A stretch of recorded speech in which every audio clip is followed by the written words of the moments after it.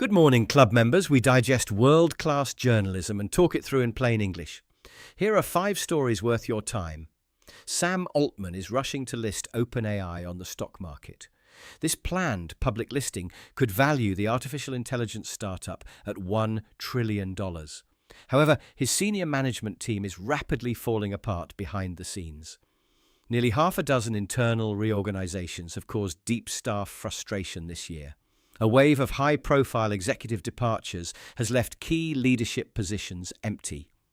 Chief Revenue Officer Denise Dresser announced her resignation this week after under a year. Former Chief Operating Officer Brad Lightcap also departed after 8 years with the firm. Ethics Chief Chloe Baccalar and former Chief Product Officer Kevin Weil left as well. Even Altman's top deputy, Fidji Simo, stepped back into a part-time advisory position. Insiders report that remaining managers are competing intensely for Altman's attention and favour. At the same time, OpenAI disbanded its dedicated preparedness safety team. That division evaluated whether advanced artificial intelligence models posed severe biological or cyber risks. Those responsibilities were divided up and moved into existing product groups instead.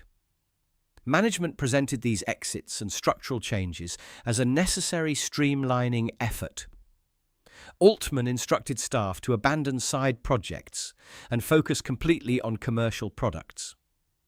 He wants the business focused on winning corporate clients for ChatGPT. This aggressive push comes as major rival Anthropic pulls ahead in market revenue. Anthropic grew its annualized revenue to $47 billion earlier this year. By contrast, OpenAI reached about $40 billion in annual revenue this month. That financial shift has increased internal anxiety during a very sensitive period. Altman is no stranger to dramatic corporate power struggles. In late 2023, the board briefly fired him before he reclaimed control. Since then, he has built a fresh leadership team around himself. Co-founder Greg Brockman has gained significant power as Altman's most trusted lieutenant. The stock market floating was originally expected to happen later this year. However, company insiders now expect the public listing to happen next year. Altman clearly believes this intense commercial focus is essential to secure victory. Yet continuous executive turnover could weaken the organization at a critical moment. The true test will be whether OpenAI can stabilize its workforce before going public. Moving from tech boardrooms to global power, our second story takes us to the Middle East. A major new defense pact was signed in Mecca last week. Saudi Arabia, Turkey, and Pakistan agreed to protect one another from outside attack. Under this deal, an attack on one member counts as an attack on all three. That sounds like a powerful alliance on paper, yet its real strength was tested almost immediately. Just 2 days after the signing, rebels struck a Saudi oil refinery. Curiously, Saudi leaders did not call on their new partners for military help. They likely knew that Turkish and Pakistani troops were not eager to enter that fight. So why did these 3 countries sign the pact in the first place? The answer has very little to do with fighting today's local battles together.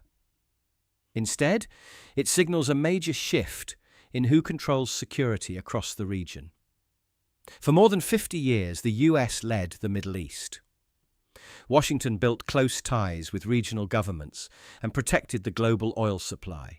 In return, local leaders relied on American forces to keep their countries safe. That old system worked well for decades, despite occasional wars and political shocks. However, that comfortable arrangement has steadily broken down over the past decade. Washington shifted its attention to other regions and became a far less reliable ally. American leaders showed little interest in defending their traditional partners during recent conflicts. Seeing that shift, governments in the Middle East began looking for alternatives. They decided they could no longer base their national survival on promises from Washington. By joining forces, Saudi Arabia, Turkey, and Pakistan are creating an independent bloc. This pact competes directly with American efforts to shape regional peace deals. It shows that local powers are choosing to write their own rules. The new pact may not create a smooth, unified military force overnight. Pakistani and Turkish soldiers are unlikely to rush into every regional skirmish. Yet the broader meaning of this deal remains undeniable. The era of unchallenged American leadership in the Middle East is coming to an end. The big question now is whether this new alliance can actually maintain stability. Without American backing, these three nations must now manage complex regional threats alone. For our third topic, we move from Middle East alliances to a quiet crisis across Europe. A fifth summer heatwave is drying up the continent's most important river highways. Water levels in the Rhine and the Danube have reached historic lows. Official measurements began in 1880, and riverbeds have never been this bare. As the water recedes, strange pieces of history are returning to the surface. Near Budapest, the Danube revealed a Second World War army motorcycle in the mud. Further downriver in Bulgaria, the remains of an ancient mammoth became visible. Along the Serbian stretch, nearly 200 Nazi warships now sit exposed. German forces scuttled the fleet in 1944 to block advancing Soviet troops. Locals have also spotted hunger stones along the riverbanks. Centuries ago, people carved warnings into these boulders to mark severe droughts. Yet the main danger today is not historical, but immediate and commercial. The Rhine accounts for roughly 2/3 of inland river freight in the European Union. 600 cargo vessels cross the German border every single day. They carry vital industrial materials like coal, steel, oil, and chemicals. At a shallow benchmark point in Germany, the water depth recently hit 12 centimetres. The previous record low, set in 2018, was 25 centimetres. Shipping experts warn that depth could soon drop into single figures. If that happens, the Rhine will effectively split in two, stopping continuous passage. To avoid running aground, barges are carrying less than 20% of their usual load. A salt barge that usually carries over 2,000 tons can now take under 300. That small load still equals 10 heavy lorries, so companies keep using ships. However, freight prices are soaring as capacity drops. Major industrial plants were built along the riverbank in the 19th century. Chemical giants and car factories rely on steady water transport for raw materials. The low water is also causing severe problems for power generation.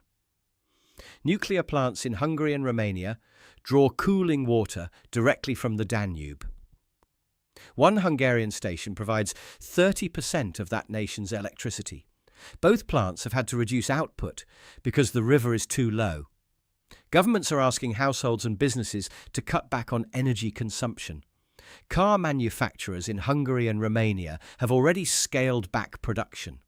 River cruise ships have stopped sailing, hurting local tourist businesses. Farmers along the banks worry about their crops, while fishermen fear for their livelihoods. During a similar drought in 2018, German economic growth fell by 0.4%. Because this dry spell is worse, the economic hit could be larger. If low water persists until October, it could shave 0.5% off German output. European industry was built beside these great rivers, but right now the water is running out. Moving on to our fourth story, we turn from dry European rivers to British universities. Higher education institutions in Britain are starting a quiet price war to attract foreign students. For years, British universities relied heavily on high tuition fees paid by international postgraduates. Overseas fees helped cover rising operational costs, while domestic tuition rates remained frozen. Most international students come to Britain for one-year taught master degrees. However, the flow of incoming foreign students has suddenly slowed down. Stricter visa rules now prevent most postgraduate students from bringing family members with them. As a result, foreign postgraduate enrollment in the United Kingdom fell by 17% in 2 years. Tuition income from foreign-taught master students dropped by £500 million in England alone. That huge loss of revenue has put university financial plans under severe pressure. To fill their empty lecture halls, universities are competing fiercely for overseas applicants. At least 22 universities now offer automatic fee discounts to foreign postgraduate students. Some institutions are knocking up to £8,000 off the total tuition bill. In the past, international scholarships were limited and awarded only for top academic merit. Today, these discounts are applied automatically to whole student groups without a separate application. One well-known university replaced its academic merit award with an automatic £3,000 discount. That same university is currently planning to cut more than 600 staff jobs. Another university, facing a £10 million savings plan, is taking £8,000 straight off tuition. Yet offering cheaper degrees creates a dangerous financial cycle for struggling institutions.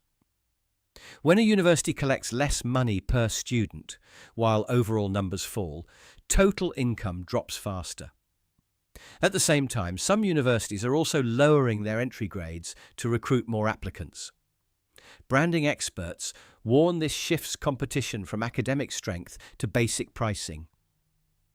Lowering entry standards and slashing prices risks devaluing British degrees in the global market. Sector analysts fear that simple cohort discounts will fail to solve the underlying funding crisis. The big question is whether these discounts will rescue university budgets or trigger a race to the bottom. Finally, we reach our fifth and last story of the morning. Just as British universities are cutting prices to adapt, major global businesses face sudden pressure too. Japan's largest advertising group, Dentsu, is shrinking its global empire. The company plans to close up to 30% of its overseas offices by 2028. It is also cutting about 3,400 jobs outside Japan. That represents about 8% of its international workforce. Why is one of the world's biggest advertising agencies pulling back so sharply? Part of the trouble started more than a decade ago. In 2013, Dentsu bought a major British advertising firm for roughly 400 billion yen. The goal was to expand rapidly across Europe and the Americas. However, the purchase created confusing overlaps between subsidiaries and pushed costs higher. The group struggled to generate expected profits, leading to massive financial losses last year. Now, the arrival of generative AI is making those existing problems far worse. Artificial intelligence is completely changing how corporate clients create marketing campaigns. Traditionally, advertising agencies relied on large teams to write copy, film commercials, and analyze consumer surveys. Today, automated AI tools can draft ad copy and generate images in seconds. Software can also target individual customers and measure ad performance automatically. This technological shift has allowed consulting firms to move directly into advertising. Big consultancy groups now offer automated data tools that bypass traditional ad agencies entirely. At the same time, rival ad giants are investing heavily in their own AI platforms. Some competitors have merged to build central data hubs powered by artificial intelligence. These changes leave Dentsu struggling to stay competitive in foreign markets. While its Japanese operations remain strong, its overseas divisions continue to lose money.